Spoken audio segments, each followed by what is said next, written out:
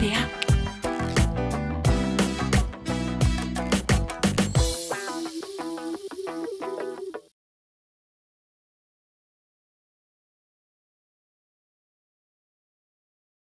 Dans le cadre de notre atelier On refait le CV, nous allons consulter ensemble le CV de Virginie que nous avons reçu chez capa.fr. Donc Virginie est ingénieure qualité et nous a envoyé son CV. Et donc là, ce qui saute aux yeux vraiment, c'est qu'il y a beaucoup d'informations, alors qu'elle a essayé de bien traiter en faisant un système de colonnes et un système de boîtes avec des titres. Mais c'est vrai que la première impression, c'est qu'il y a beaucoup d'informations.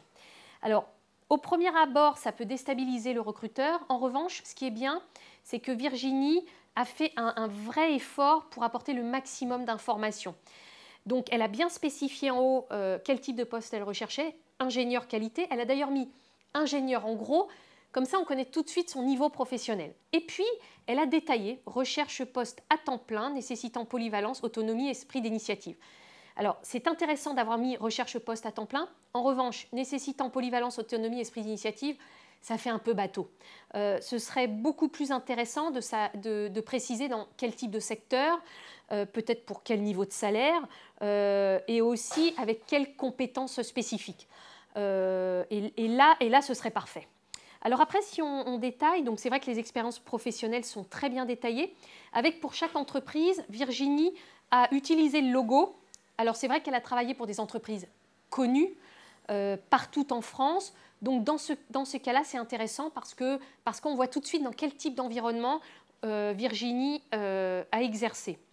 Ses diplômes sont aussi bien détaillés avec le nom de l'école. Donc ça, c'est bien pour le recruteur. Et les compétences sont bien séparées entre les compétences techniques, les compétences informatiques et les compétences linguistiques. Donc, je dirais que c'est un CV parfait qui est un peu déstabilisant au premier abord et je pense qu'en fait, il est déstabilisant non pas à cause de la quantité d'informations, parce que cette quantité d'informations est très juste, très pertinente. En revanche, c'est peut-être tout simplement par la couleur. Utiliser le vert dans un CV, c'est perturbant, c'est pas très chic et surtout pour le type de poste recherché. Mais autrement, c'est un excellent CV, très bien documenté, donc pratiquement rien à dire, juste peut-être changer la couleur.